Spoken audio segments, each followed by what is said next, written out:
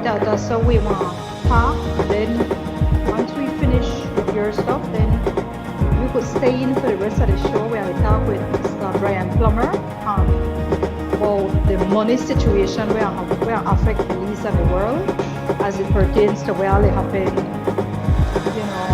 due to the war, due to cryptocurrency, due to the weakening of the dollar. You're the economist, so you could stay on it for a while, or it's up to you. You just make a do. I don't know what your time is. Yeah, my time kind of tight, but I want to swap over. Okay, then. No problem.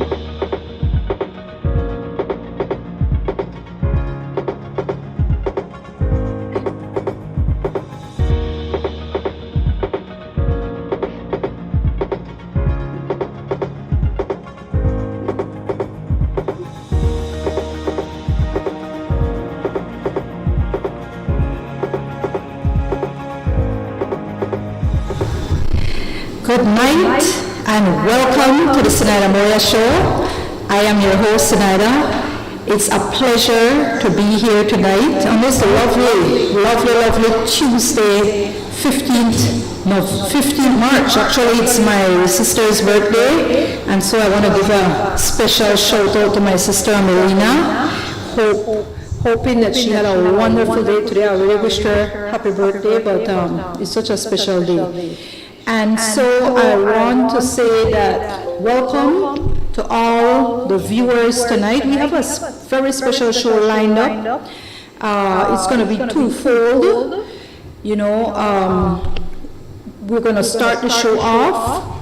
And as usual, I would want that you go ahead and share the live. We are also on YouTube and on different other mediums.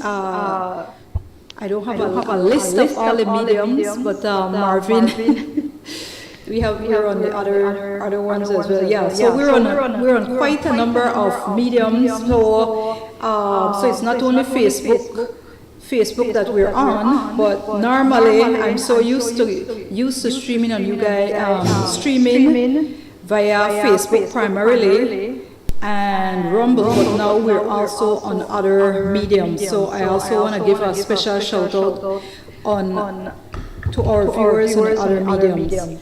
Again, let us move right on ahead. Tonight later on we're going to have Mr. Brian Plummer.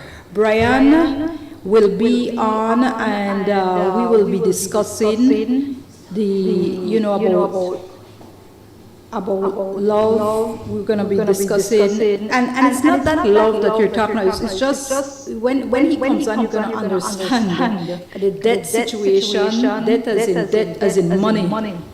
All right, about money, and of course how that will affect us, destiny, the future. It was the topic definitely was put in a very poetic manner. But when we start discussing it, then you will understand. But I have here on the show right now my very good friend, Mr. Arthur Saldivar. He's an attorney, and Arthur is also an economist. I always say Arthur and I went to school together, and so we go way back. So Arthur, we will be discussing something. As a matter of fact, Arthur will be the one leading in this particular discussion, because as you very well know, the Ukraine-Russia war that is happening right now is affecting us. And depending on which fence you're on, some of you might be on either side. I have friends on both sides. However, that doesn't stop us, that we have to be fair to the people that are involved. And so with that said, I want to tell you that tonight we will be discussing about that situation. So moving right along, I want to again welcome to the show, Arthur.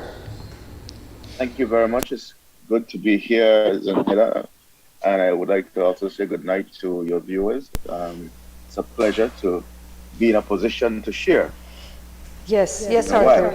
Yes, thank you, Arthur. And So we know of the situation, and you and I spoke about what could be done. Now, please, people, understand that I can't say that I will be very objective as it regards to the war. I won't even say which side I kind of lean towards. Just saying though that we will be discussing about the impact on the people who. Okay, hold on, 1 second. Go to break. One moment. Yes.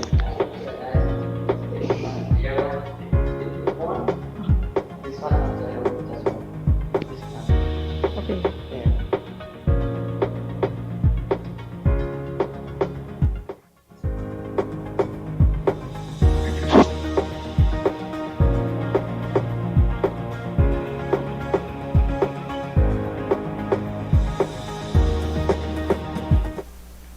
All right, guys. We just wanted. They were saying there was an echo, and so we wanted to deal with that echo. Everything is okay.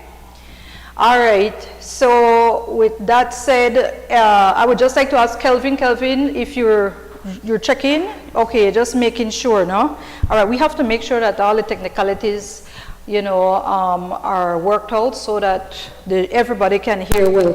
So let's go right ahead, Arthur. And again, good night to all our viewers. I always acknowledge all of you, and I will be ensuring that, everybody gets acknowledged, because I must say that I appreciate every one of you who tune in faithfully to the show every week. And, I'm here. We have Arthur on Zoom. Our other guests will be in studio, and so I'm here. I'm looking at Arthur through this medium, and so just bear with me. All right. So Judah Booth, I must say thank you very much. So that's Jacqueline and Jake Booth. Good night, my friends. Gonzalo Herrera, thank you. Good night, thank you for informing us about the echo. Geraldo Koch, good night, my friend, all the way from Toledo. Rachel and Elizabeth Balderramos, good night, thank you about the echo. Just go right ahead. Yes, so Arthur, everything is okay? Okay then, so go right ahead, Arthur. And let us go straight into first of all, let me just say that this is our first time that we are multi-streaming. As a matter of fact, we are literally multi-streaming to, I know Marvin is over how many platforms? 10. Yeah, over 10 platforms. And so this is the first time we're doing this. So, certain kinks, but now we know. If I have somebody on via Zoom, I have to mute because I'm listening here. So I have to mute so that we don't have the echo. Don't worry, it won't happen again. But just to let you know that this is very monumental in the case for the Zenaida Moya show. And while we do this, also Facebook is an entity. YouTube is also an entity in terms of censorship. I know we're not talking about, the job anymore, so things should get back to normal. But realizing that there is censorship, particularly on those two platforms, of course, Twitter, of course, Instagram, TikTok, we have also branched out onto other platforms. All right. As a matter of fact, for all my friends, I just want to say this before we move on. Because I posted something, I post things, and sometimes I post things as it regards to, the job, and so I got censored for another month. So if you see that I'm not posting anything and I'm not acknowledging you, it's because I'm again in Facebook jail for another month. Okay, I was on there for like 3 months, so now I'm on here for another month. So I'm deciding whether or not I really want to be on that, but I can still go through the Zenaida Moya account. All right? So with that said, Arthur, my friend, let's move right ahead. You and I were discussing about the piece of, the possibility of a relocation of asylums, of of those persons who may be affected from the war and may want to relocate to certain, even to Belize. So I want you to go right ahead and discuss that situation.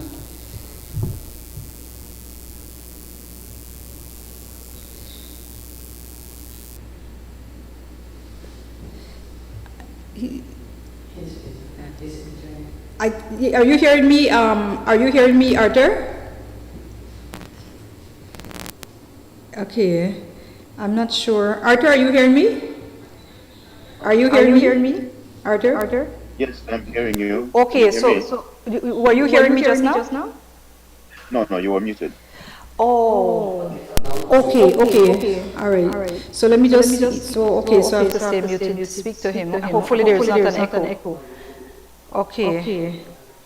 All right, so Arthur, what I was saying is that go right ahead and let us speak about the situation of the possible asylum, the possible individuals who may be fleeing from the war and may need a place to stay. We see them trying to relocate to different countries, but this is something that you were looking at, and you were looking at a possible helpful,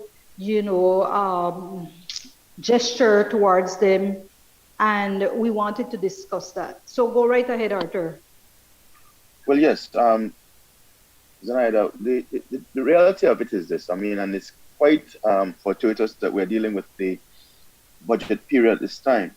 Most people would know that one of the impacts that we've been able to realize in Belize as a result of what's going on between Ukraine and Russia has been the rise in prices in fuel.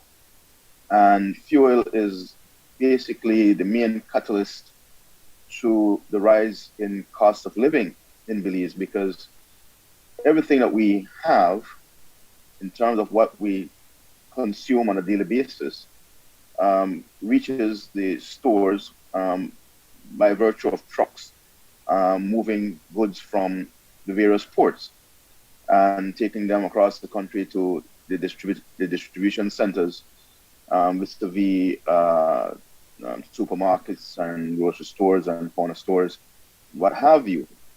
Now, at this present time, we have diesel being at about $13.29 or something thereabouts, which is a very high cost. And the trucks that move goods use diesel by and large. So the war or the situation in Ukraine has had an effect. Belize has been considered a country with a very strong humanitarian record since 1978. And at that time, when we had these various civil wars in the Banana Republic around us, our borders were open for persons from Salvador mainly, and thereafter Honduras, and even our neighbor Guatemala have had quite a number of its residents coming over to make homes in Belize and subsequently becoming Belizeans. The latter being Guatemalan, some have been able to slip in despite constitutional restrictions for that happening, but it has happened.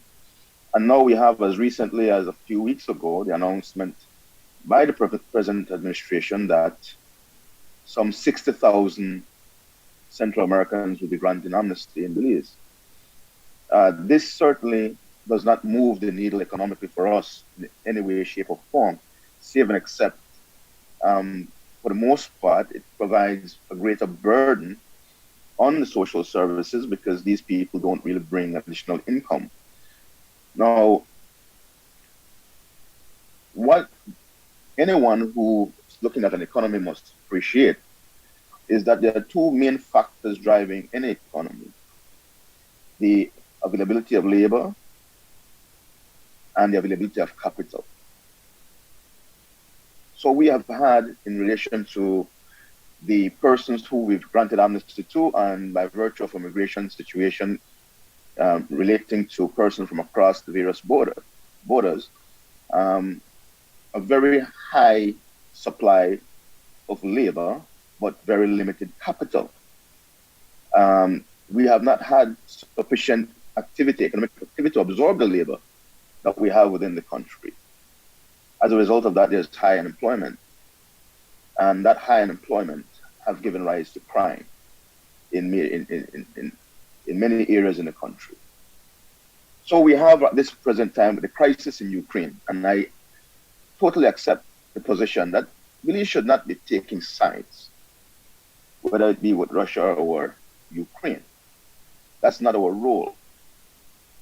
Our role as a humanitarian actor on the global scene is to recognize that there is a need for people to have their interests served in terms of providing for them some safe haven and allowing for persons who are in that need to be granted access to a place where they will be safe, affording them refugee status here at home.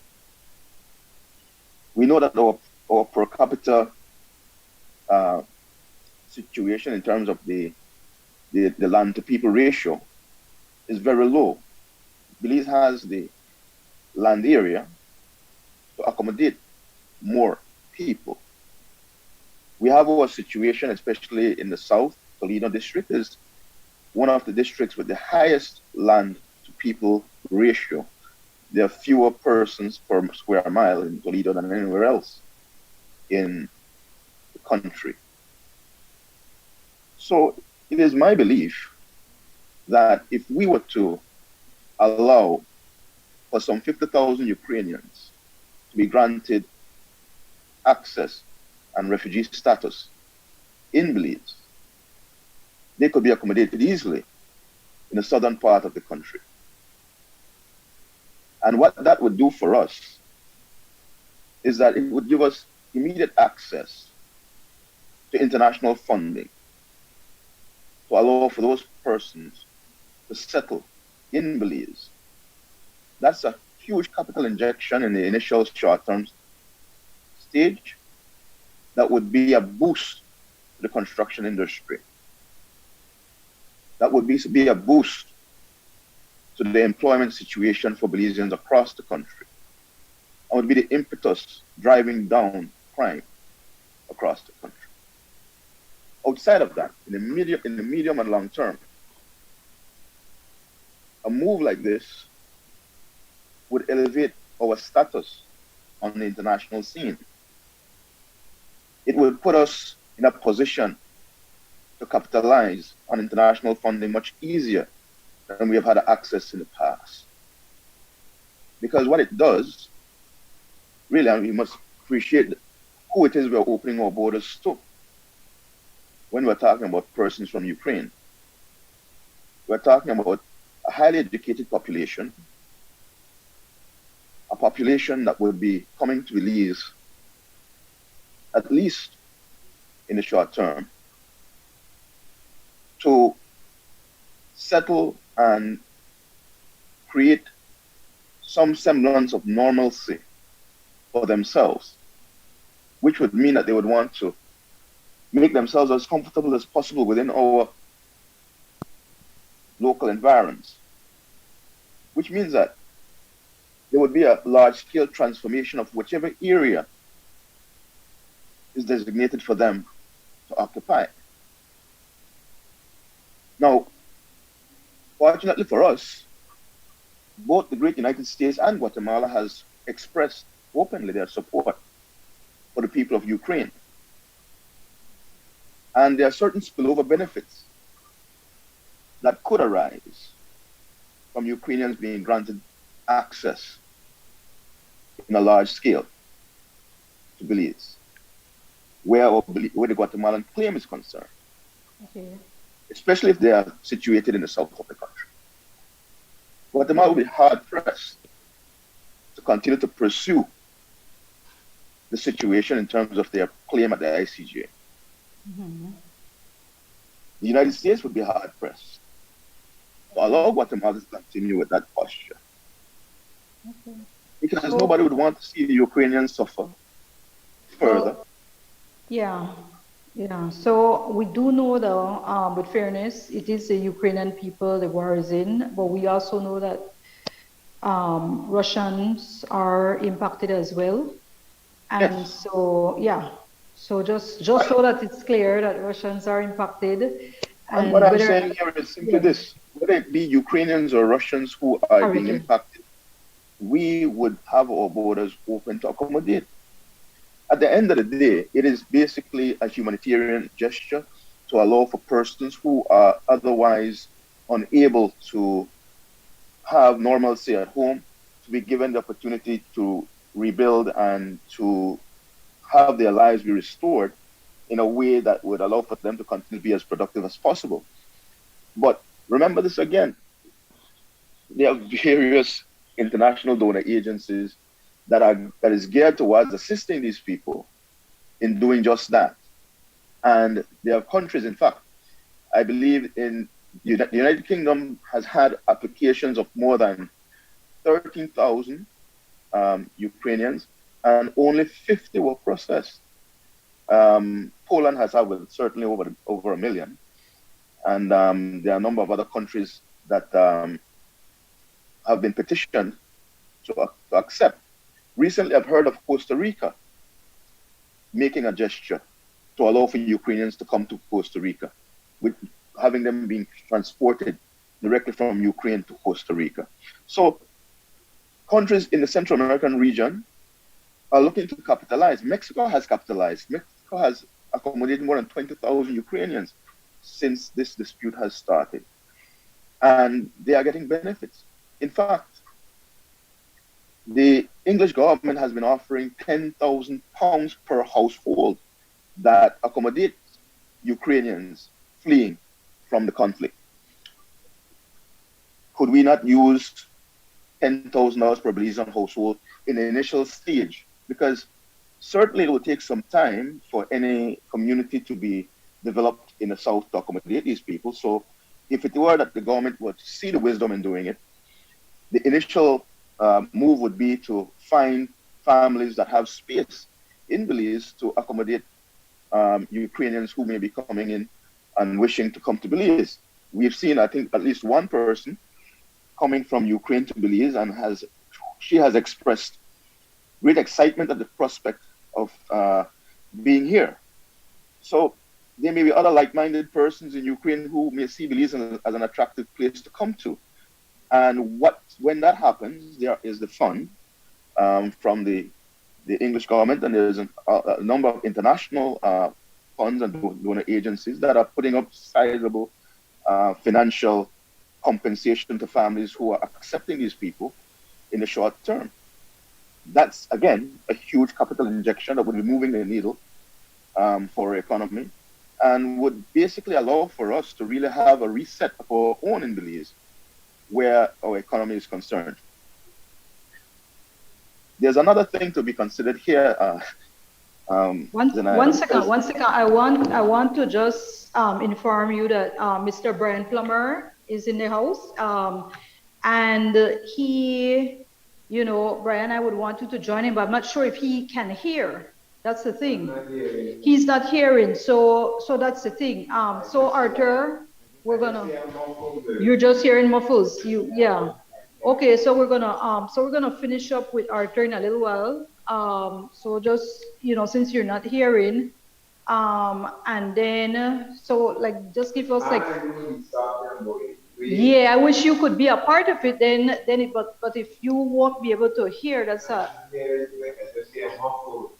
Okay, we do have another mic in case, and then we could try and mic you up, and we'll give you one of the headphones so you can hear what Arthur is saying, so you can join in, because I don't want you to just sit. This show is, with fairness, we will be talking about the debt situation and so forth. So we're going to try and get Mr. Plummer with a, so we can get one of the phones, and we'll just put that. I think that can happen, Marvin.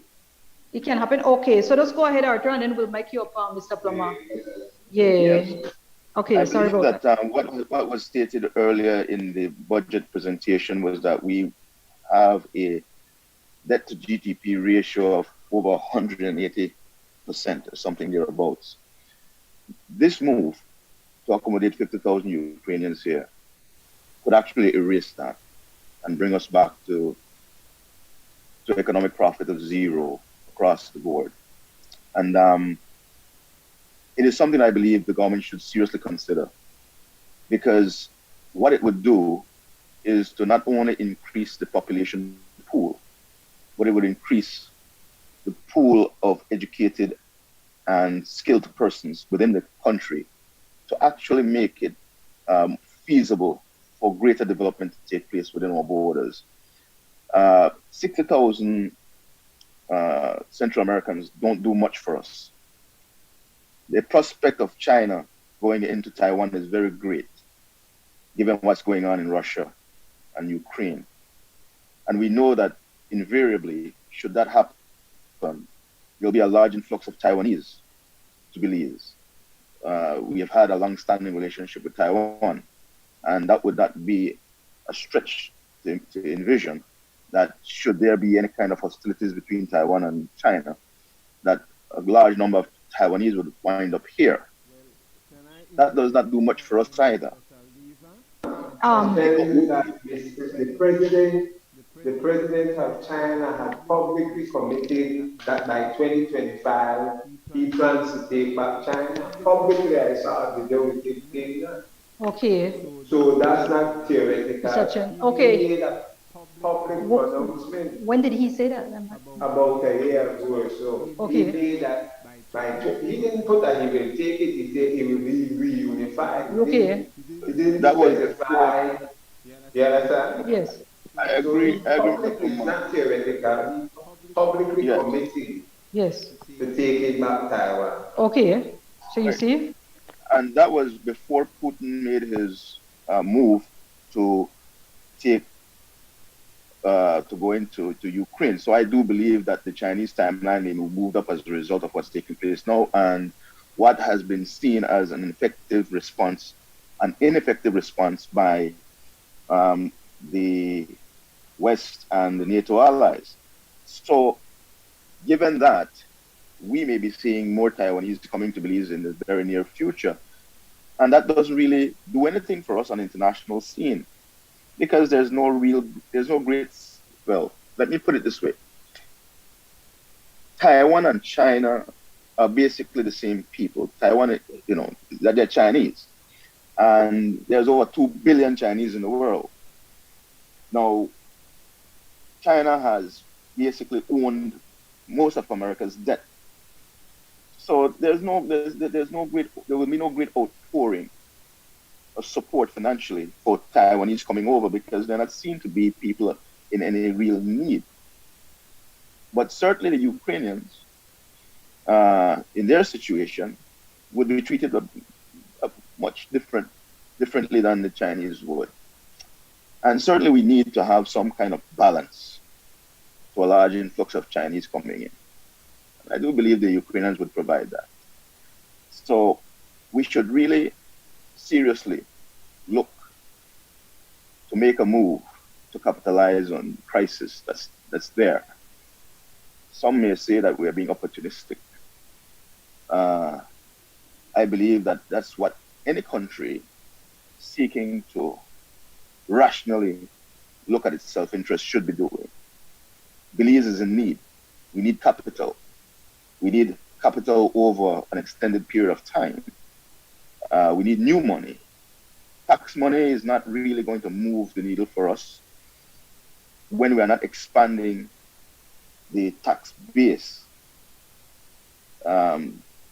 What has been done in terms of simply adjusting and raising taxes, all that it has really accomplished is to force people out of business and to inspire flight of capital. We need to reverse that. We need a new infusion of funds coming in, and if in fact it's for some reason, in my view, I think a lot of people, they lean in, for the majority of people, is support for Ukraine. All right, not necessarily on my side. I'm just saying, for the majority of people. I personally see the situation that I empathize with the people of Ukraine, greatly in terms of what. And I'm no big fan of the President Putin. However, I do see why it is happening. I do see the situation. In my view, I had said it last time, and I had mentioned it to my colleagues them that, anybody would do what he's doing. You don't. One thing, and let me say this, if you have a house, and you have a known enemy in this case, the USA, you have a known enemy, always going to your neighbor's house, taking weapons, stockpiling weapons of mass destruction to right next door to you, right in your backyard, really. And you tell your neighbor, in this case, Ukraine, hey, Ukraine, please hold it down, man. We already have this agreement. This agreement is from, I don't know, what year was it? 1945? Which year was it? And other agreements were made, with Clinton, and before that it was with President Ronald Reagan and Gorbachev, Mikhail Gorbachev, when Gorbachev was in office. And this agreement was made, but I see you're still allowing, my enemy, in this case, I'm just saying, this is what Russia would be saying, and this is you're allowing him to bring all these things in my backyard, and then I see you starting to bring all of his friends with all their enemies. You allow all of them in my backyard, all of them, they're right there. How would you go to sleep at night knowing that your known enemy, this enemy who wants to take you down, and all of his friends, all with their weapons, are there? And would you be able to go to sleep at night? Would you be able to go to sleep at night soundly?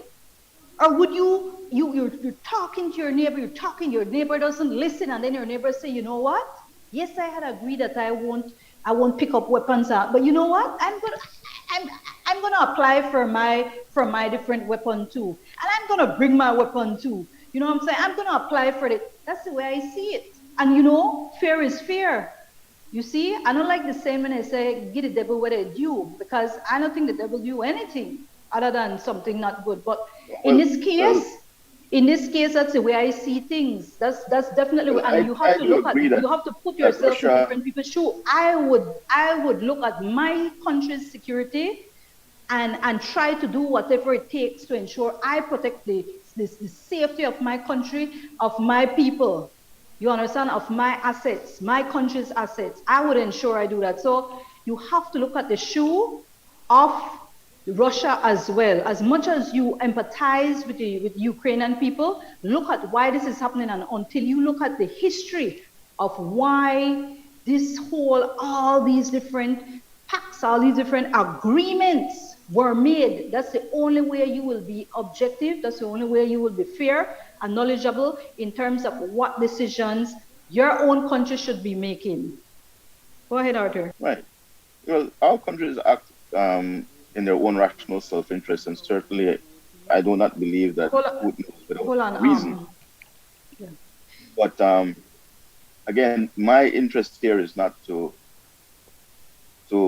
debate the merits or demerits of the actions of Russia. I am just simply saying that, listen, Belize has had a very strong humanitarian record. We have been known to open our borders to people who have been fleeing conflict in the past, and we should not now turn our backs on that reputation. There is an opportunity. We've mainly done it for our regional people, our neighbors, our regional neighbors. Yeah. Mainly, but that doesn't mean that it should be so exclusively. Certainly, we know that the Ukrainian population is a highly educated one. Many of them, yes, may be Russian speakers, but many of them are also English speakers, so they can assimilate within the country quite easily. And I do believe that their presence here would be along the lines of a greater impact than that of the Mennonite population, who, when they came, were not by and large English speakers, but mainly of us. They spoke mainly a European or some mix of German and other languages, Eastern European languages. So Okay. we So you wanted to had a say history. something? Yes, Mr. Saldiva, do you think they would want to come here? I think they have their eyes on Europe. I don't think they. Listen, we don't know if they want or don't want. I'm saying we make the offer. If we make the offer and say that we were willing to accept, we may get some. We already have one. You We hear already it? have one. So let's say we're willing to take up to 50,000 and 20,000 arrive, or 10,000 arrive. That 10,000 more persons than we've had, and that's still a sizable population to form a And they do, community. of course. Hold on. When you talk, he's not hearing you because you don't have the Zoom. So you have to let me know, and then I'll turn this on, okay? So if you want to say something, go ahead. You can go now because I unmuted, right? Otherwise, it's muted. He can't hear you. You fix it. He can hear, so he can. So I don't have to share, Marvin. I think that their angle is very innovative. You want to do something, you want to act, and as I say, you want to make lemonade out of a lemon. But I think one of the things I don't think most of them would want to come here. Maybe Okay, I'm not hearing anything. because they don't see opportunities here. They want opportunities unless they get some sort of opportunity, and that will cost. Right? They won't just come here. Even when those Central American immigrants come here, the UN set up some sort of program and some sort of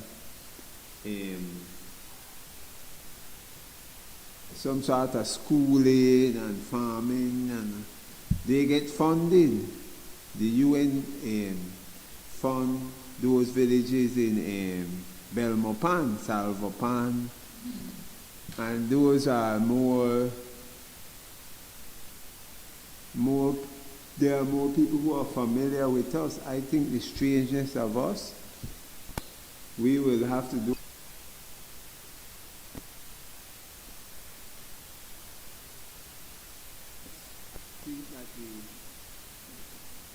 I think that the people of Europe seem to be more in tune with that due to they have a common history, a common culture, a common, just like we do with our Central American brothers and sisters. And they can. And what she was saying, it was difficult for her When she first came here, but now I think she's working and all that and so forth. But if it wasn't married, she wouldn't have stayed.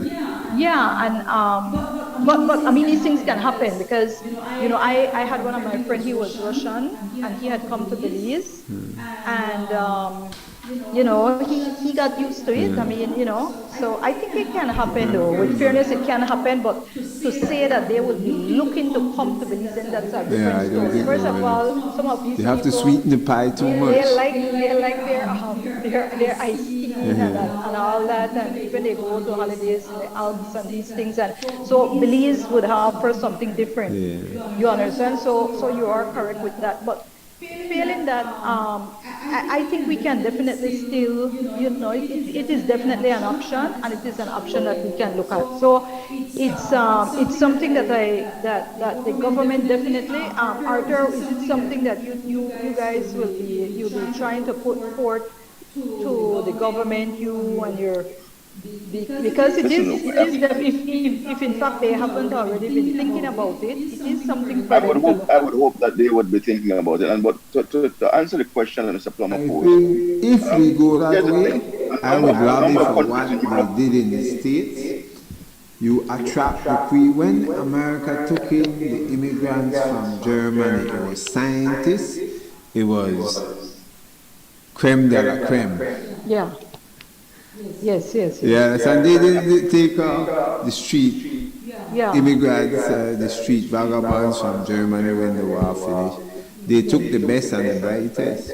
So there has to be a weeding out, especially if we're taking in people, that we try and get some of the best people in terms of education and experience, because Yes. maybe what they were doing in Ukraine. And then once you try and get some of the best people, then you'll be able to sweeten the pie because they have skill and they can contribute and they have a marketable value. It's a, yeah, and it's a fun.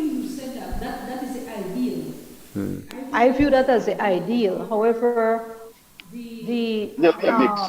yeah, How I will mean, you take it? There'll be a there mix would of have to people. be a mix because I don't know if they, you know, the ideal would be yes, you bring in all the skills. the skilled, you know, but some of those skills will probably want to go north, for That's why I example. figure, They want to go to England and in different parts of Europe, you know. It's But so I'm just letting you know. I don't Remember is think they that want. But England and then, others other once you countries get have in had immigrants, heavy you influx get of what you don't have. Listen, are you hearing Arthur? right? In particular, in the United Kingdom, Uganda. France, and even Greece have seen a heavy influx of immigrants coming from Syria and other countries over the past decade. So they have had some reservation in opening their borders to Ukrainians. In fact, as I mentioned, more than 13,000 Ukrainians applied to enter the United Kingdom. Only 50 were granted access. So England is actively marketing to other countries for them to accept Ukrainians. So I do believe if Belize made the offer, it would then be upon those European countries who want to divert the immigration situation away from themselves to then seek to convince those responsible for organizing the Ukrainians fleeing the conflict to give Belize a try, even if on a temporary basis, as has been done in Mexico. The Mexicans have allowed them to come. As I said, over 20,000 entered Mexico through Cancun. Many of them have bad cars and left to go to the United States, where they are granted asylum there as well. So, hey, if they want to venture north after coming to Belize, all power to them. It's the same that have happened with Chinese people who came. Many Chinese have come to Belize and shortly thereafter made their way north and have gone into the United States. That's not our concern, but certainly once they come, we could benefit from the influx of capital that comes with them. So I don't see that as a negative. It is worth the try. Put it out there, see what happens. If we get a fraction, we still get something. Something is better than nothing. Well, I agree with you. I think definitely we have opened our doors to other people. As I had mentioned in the show last time, in 1993, when I had gone to do my bachelor's degree in Washington, I had friends from Bosnia and Serbia who were fleeing the then war, and they became my best friends. And we did everything together. Everything. We hung out together. I mean, up to now. And I just want to say that I understand what they went through. They went through that war. That was an ethnic war, and it's something that is real. These people lost families. They lost their homes. They lost their livelihoods. It is real. They fled, and they were, of course, from Europe. And, you know, they were, in my view, they were very, very nice people. We got along very well. And, you know, of course, I was in the U.S., so it was from Europe to the U.S., you know what I'm saying? So there's a difference there. But from Europe to Belize, I think Belize it would be different. But Belize is, I mean, it is a tropical paradise. So in terms of some of them looking at it as, oh wow, it's a tropical paradise, because I've managed to go like I told you, and I've managed to be on every continent other than Antarctica.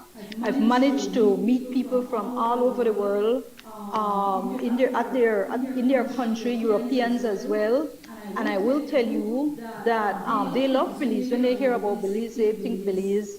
And, of course, those who may not know too much about Belize, and I tell them what Belize is about, I would show them photos, they were just in awe of Belize. They were in Listen, awe of if it. just So, if just putting the idea out there elevates the profile of the country in Europe, it may allow for more persons in Europe who may not have heard of Belize to consider Belize as a place to come to visit and find out what we're about. Belize has a lot to offer. We have had a history of stability in terms of our governance. We have relative internal peace. We have large swaths of the country that have very low crime. Now, certain areas have had elevations and spikes in crime, and I won't call it crime wave, but it's beyond a wave in terms of certain areas. But by and large, the country is peaceful and filled with resources that persons from industrialized countries can come and readily Yeah. Even our utilize murder rate is and not make good random use of. murder, it's usually people who So involved in the underworld. by that happening, we invariably benefit because we need more than grocery stores and chicken joints in Belize, and we need people who can do more than that. And I I fully certainly believe agree. that you that Listen, Ukraine listen, give us listen.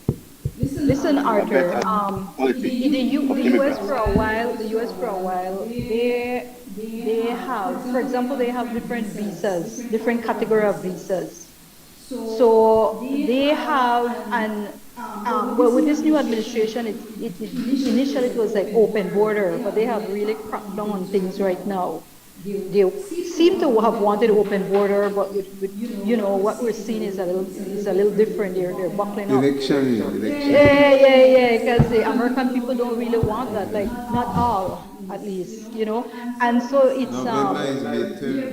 they're trying to balance it out. But what I want to tell you is that as some of us know, the visa situation. So the US now, we know fully well that the US have this whereby they have special visas for the skilled, for us professionals. And even for us who have studied in the US, I think they have, for those who study, have at least 1 degree in the US. You are in a special category. And then for us who have 2 degrees from the US, you're in a category whereby they have visas set aside for people like myself who have 2 degrees from the US. And now these people now coming, those people that you're talking about now, if they have those kinds of degrees coming to Belize, I definitely really feel just like what the US does, opening. The US have a special visa program and numbers of visas set aside for persons like myself. The same way we could do for these people that you're talking about. Because you are correct, Belize is a developing country. We cannot just have persons who, they're unskilled in some cases, or maybe they bring nothing, like literally nothing, like no money, nothing.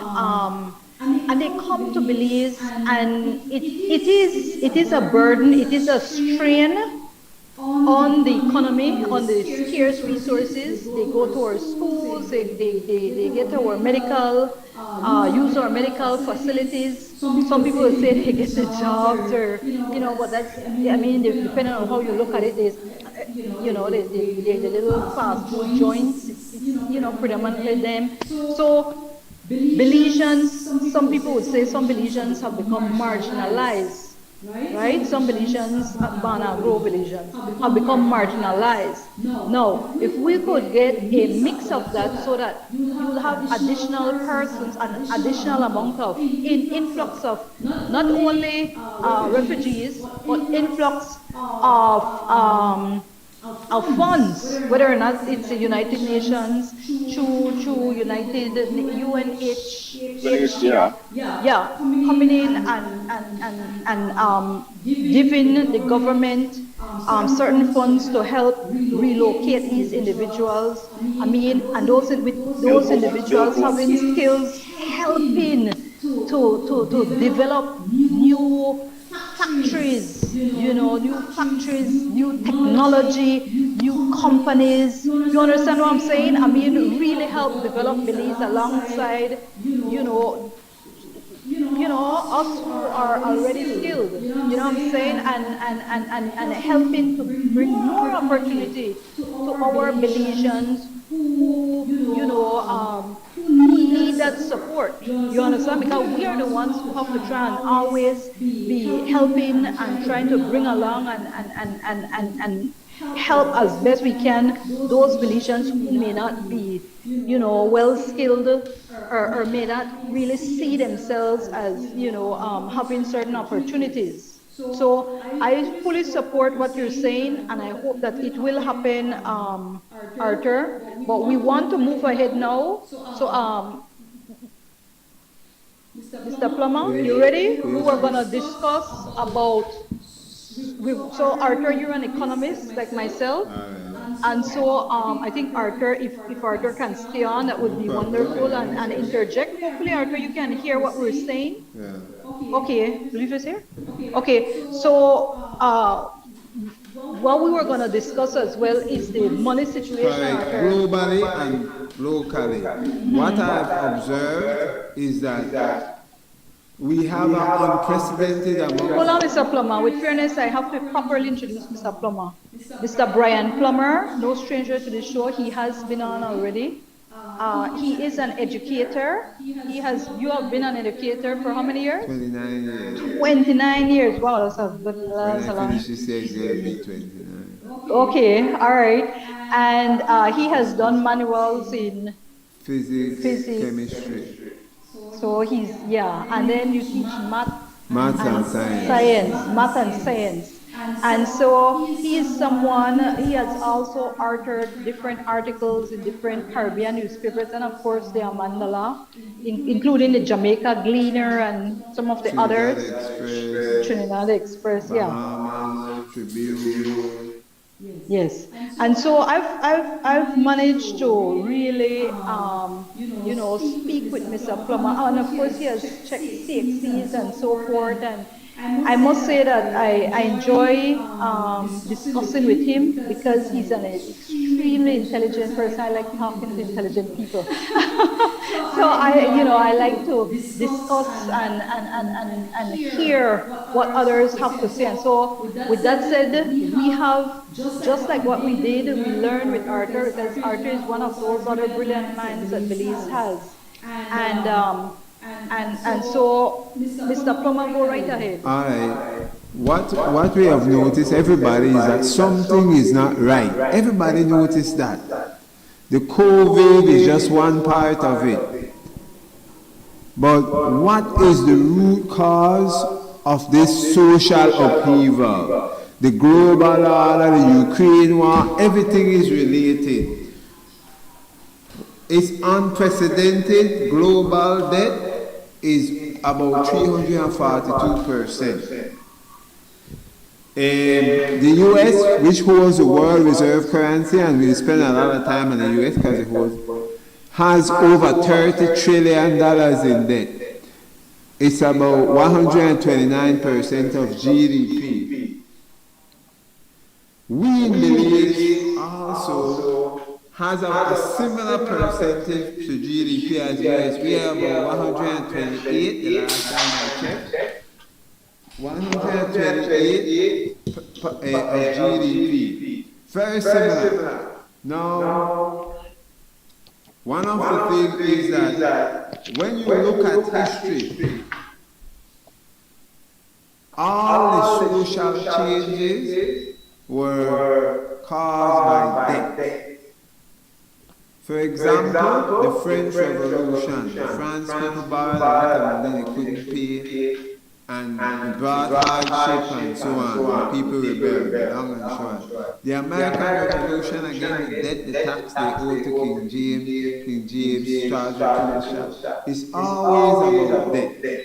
Right? When the Russian Revolution against hardship due to debt, it's always about debt. That's what I observe. So now, when we see, I come to the premise that COVID, the Ukraine war, and everything that's happening is conjoined a part of dealing with the debt situation. The US was in recession from February 2020 officially. And so whether they had COVID or not have COVID, they would have had a recession.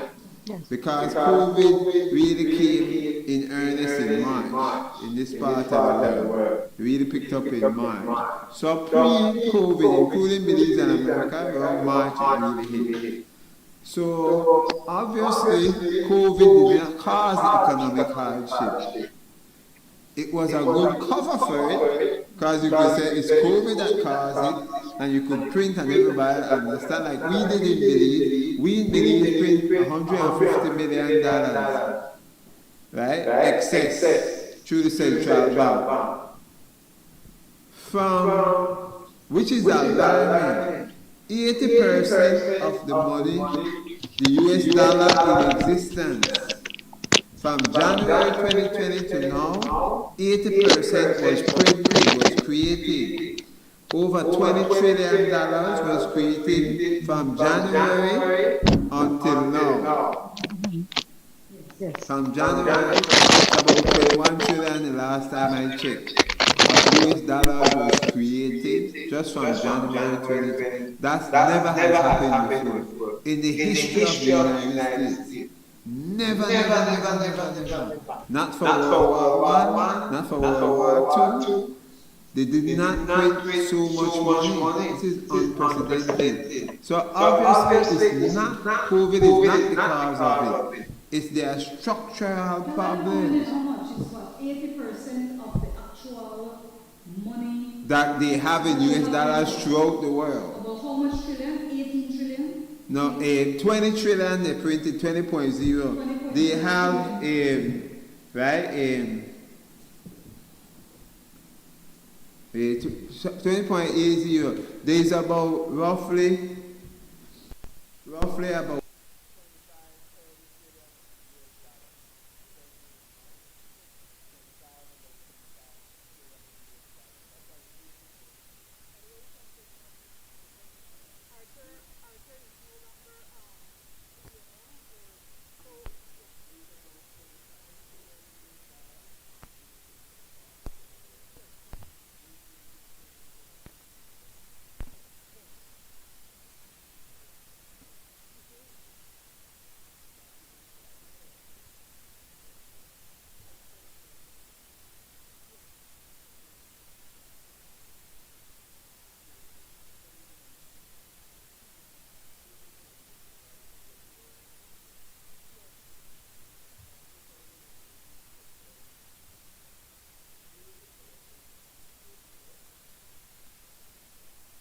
about reserves.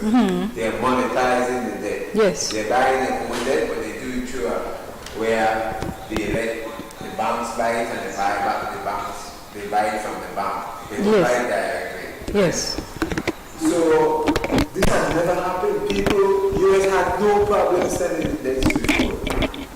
No problem, you understand? Yes. US debt is seen as a safe haven. Yes. For more people. That's right. But now they are buying their own debt. Yes. They own about 20% of their own debt.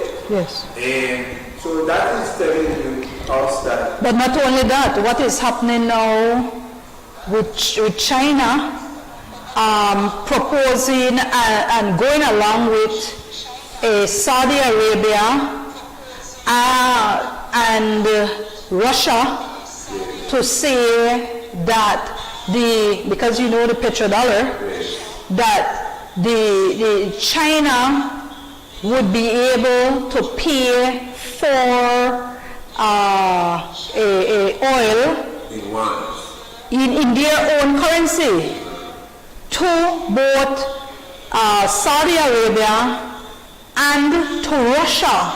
No, people, that's a big deal. Huge. You have to understand what the dollar means, and the fact that when they started to use the dollar, it was known as the petrodollar. And when Nixon, 1971 actually, that's when Nixon start discussing, and then afterwards, correct, yes. Yeah, but go ahead. Yeah, but what happened is this. So you have to notice that obviously life is not the same in any country in the world. Yes, whether yes. you live in Antarctica, I think is affected as far as there, where there's only a few people, less than us. No matter if you live in Russia, China, the whole global economy is in a mess. Okay. And so it's because in 1944, yes, we had what we call the Bretton Woods Agreement, when the US dollar officially came in the world, but it was backed by gold, right? But on August 15, 1971, the US actually came off of the gold. It actually defaulted on its debt. Yes. Because it promised people you could exchange their debt for gold. And they said, no gold. Yeah. Because of the war too. They were the one financing the war. All the time when the US have to finance the war, they had to pay. And when they had to be using the gold, and they had to use up their gold reserve, that became a problem. And that's why They came off it so that they could start to print. I mean, that was not part of the agreement. That was not a part of the Bretton Woods Agreement. However, that's what they started to do. I mean, come on now, you can do it, so why not do it? That was their view, and they did. Yes, and then the next thing when you look at history, don't want to go people history, but history teach you what's going to happen, because human beings don't change. We still love. We might have mentality and like, but we still love, we still hate, we still get jealous. You see, people have, human beings essentially haven't changed. It's just decorations. Yes. And throughout history, the country that has the most global trade becomes the ruler of the world. It doesn't matter when. That's why the US became the ruler of the world. They were like China, they were the factory of the world. The only thing is now, listen to these people. And what he said is correct, but listen to what is happening now. Now, when we look at the oil, the gas, what is happening now is that before the US used to buy the majority of the gas from, for example, Russia, from Saudi Arabia, now it is China who is buying the majority of the oil from Russia and, of course, Saudi Arabia. So if it is China, of course, the U.S. for one point, they were starting to get, energy independent under with fairness, under President Donald Trump. Under him, through fucking, it was under President Donald Trump that he was pushing to ensure that they could become energy independent. And they achieved that. Now, so that's good for the Americans. However, Saudi Arabia had seen that and say, hey boy, yeah man, and you're not buying as much as you used to. You see? What people don't understand, just like in Belize, you have certain businesses support certain parties. In America, the oil people are usually Republicans. So when the Republicans are in, they get greater support. But and the Democrats, they are the tech people, Google. It's so crazy. I mean, especially in Texas, and come on, and you have to know where we're talking about. Texas. Democrats, it is a Republican state. That's why you see they going green. Yeah. It's just like in Belize, how politics is a always look Which is with fairness is my view. You might not like fossil fuels. You might not want to go and continue using oil and things like that. However, you can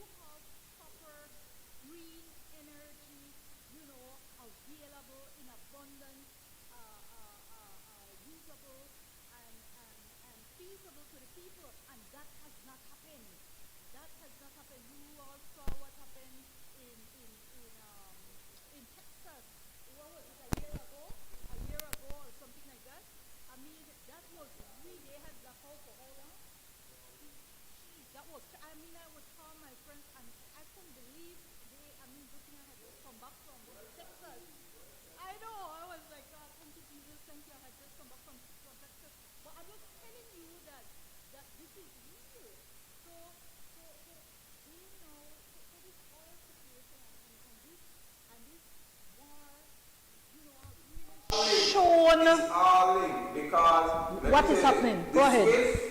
They have an international system where you wire money both, and it's called SWIFT. It's called a consortium that with the US dollar.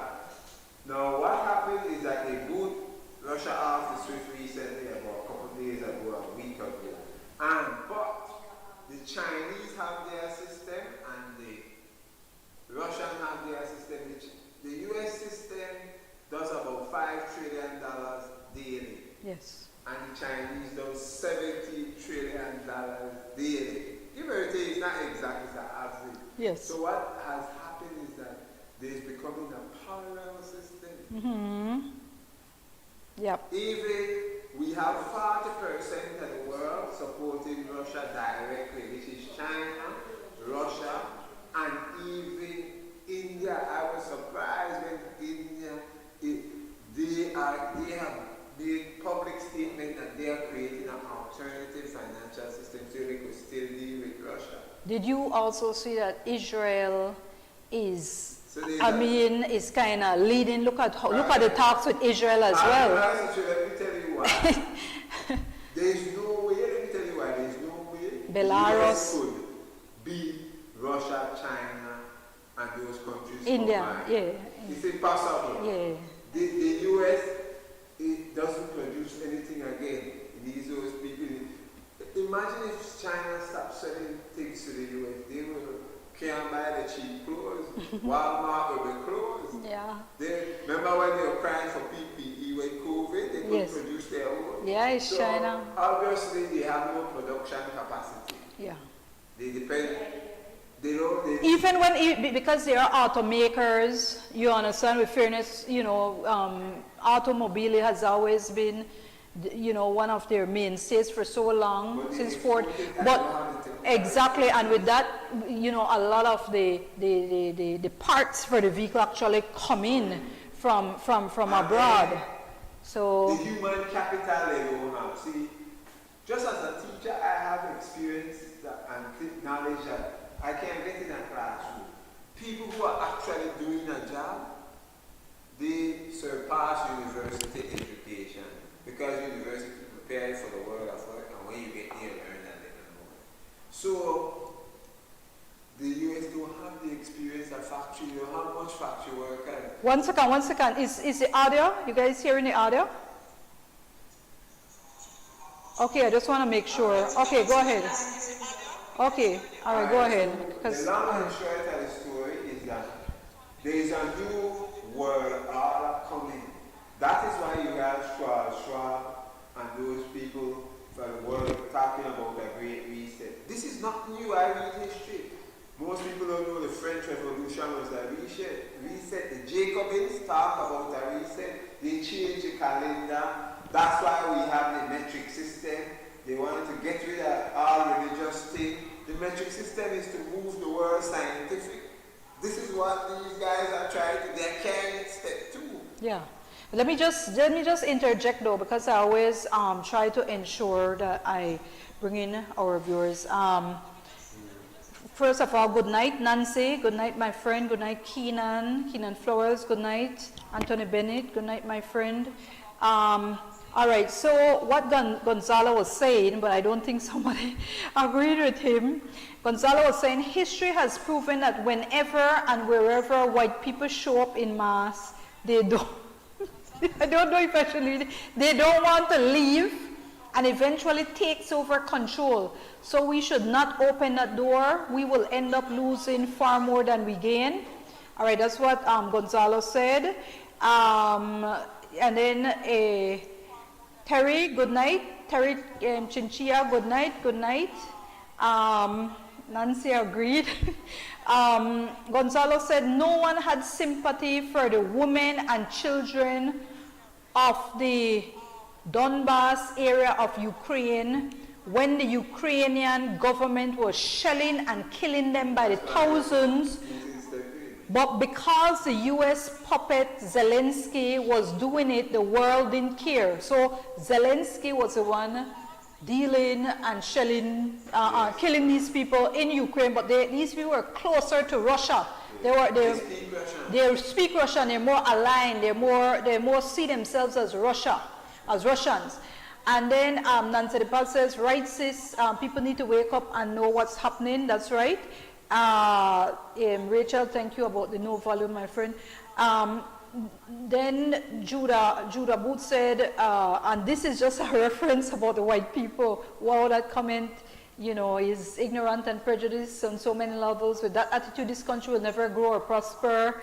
And then Gonzalo said, of course you would say that. White folks don't like to hear the truth, even if it's proven history. I'm going to speak on that right now. Of course, yeah. So, Judah, the truth according to whom? Love you anyways, bro. Let me just say this, though, that, you know, this country is made up of people of all nationalities, of all color. As a matter of fact, a lot of us are mixed. All right? A lot of us are mixed. As a matter of fact, Gonzalo, with fairness, Ishmael Heredia, just your name alone, it tells me that your ancestors are also from Spain. My father's people were from Spain. And with fairness, Spain is a part of Europe. Okay? Spain is a part of Europe. And as a matter of fact, when you go there, they see themselves, they are considered white. They are considered Caucasian. So technically, that's why when you hear about Creole, of which I am a Creole, you hear Creole are mixed with, and you hear black, you know, Creole, you know, black, European, white. You understand? So you're mixed. So with fairness, we are mixed. A lot of us already have, I'm not sure. Yeah, European, you already hear Europe. A lot of us already have European in us. We also have white in us. While we are now brown because we're mixed, we still have European in us. And I can tell you that because on my father's side, you know, they're primarily European descent. So I'm just telling you. So I'm just saying in terms of, and my father never left. His people came from Spain. You know, they came from Spain, they journeyed, boo, boo, boo, boo, boo. They never left. You are correct, they never left, but I am an offspring of that as well. You know, yes, I may be brown now, and you know, because I'm mixed, but you are correct, they never left. And I think people, you know, I think I'm okay with Belize. You know what I'm saying? I love Belize. And if you look at the country, you see a lot of people are mixed as well. You know? So I just want to tell you that nothing wrong. As a matter of fact, nothing is wrong with us living together in harmony. Now, I do have an issue with the fact that if they would come here and not, you know, not interact and assimilate with the people, if that is what would happen, then that's where I see it could be problematic. You know, if they, I mean, right now, you know, I have a lot of friends who are Mennonites, a lot of friends. They have their community, but with fairness to them, there's some who may not assimilate that much, but a lot of them assimilate very well. And I can tell you because, I think you know, not assimilated isn't just racial, I think it's cultural. cultural, yeah, their way of life, their food, what they do, they hang out, you know. Religious. They farm or they think do we are their- living the devil's world. yeah, some of them are Puritans as well. Yeah, they're not into technology Yeah. and that type of thing. Yeah, so it's different reasons. Instead of the way of God. Yeah. Part of it is religious. A lot of it is religious. So I just wanted to put that in there since with our chat, we have persons of different, views, and that is fine. That is lovely. That's what we need. You understand? And one of the things is that just to chime in on the race thing, there's only one race, the human race. There's this race thing is a social construct. And you could look it up. In 1995, Stanford University had over 100 top geneticists and anthropologists proved that there is no race. They took genetic things from a white man, black man, and they found some white people had more similar genetics with other black people. Yeah. That it was. We mix like rice and beans. And so they found out that there is no race, it's a social construct. Yes. It's a social construct. There's no California Creole. If you step out of the news and you say you have California Creole, that is nonsense to the people in America. Yeah. That has No beef. You understand? As a matter of fact, as a matter of fact, because we create it. And even you guys know fully well that when but hold on, when we go abroad, and a lot of us, we can attest to it. When we go abroad, unless we open our mouth, they think we are, for example, Puerto Rican, Cuban, Mexican, yes, Mexican and all these things, you understand? So, people talk Spanish to me all the time. yes, so. Automatically, they see me and I don't see myself as that, they see me and Exactly. So it's social, exactly what you're saying. But I want us to go. You spoke about cryptocurrency, and a lot of our people do not understand what is cryptocurrency. They have this central bank called the International Bank, right? The Bank of International Settlement. They propose in a paper that I read that the world should move towards digital currency because it's easier to transact. Yes. So if you look throughout the world, whether it's Jamaica, in fact, Bahamas have a digital currency called the SAN, Barbados, Belize, everywhere is going digital. The US put forward the paper. The whole global world are going to go into a digital currency. It's like the COVID thing, everybody will wear their mask. It's lockstep. They have decided that the world will move towards a digital currency and a digital ID. You'll find in Belize, after the digital currency, they will digitize our social security card and simplify it. Okay. To make you understand, they are digitize the COVID vaccine certificate. Yes. So that it can be easy, the information can be accessible on a network and you can control it. Yes. Right? Yes. The Central Bank of England said, I read an article that the advantage of digital currency is it gives government more control. And now BTL will be, or they've already rolled out their the 22nd, Digi wallet. They did what they call a beta test. Okay. Where you do a large scale testing. Yes. They call it beta testing. Beta testing. Yeah. But they're going to officially launch it 22nd. Yeah. They did a beta testing, you have people who are using it, but it's going to be official. What's your thoughts on that? I personally think that one is dangerous because you have little control over it, it has to be centralized. They could cut it off and they know too much about you. It's like using a credit card. Worse. Yeah, when you use a credit card, if you ever use one, you have the date, the time, and when you buy, everything on it. Yeah. Man, maybe you buy something where you don't want people to know you buy. Right? Yes. But it's public knowledge kind of people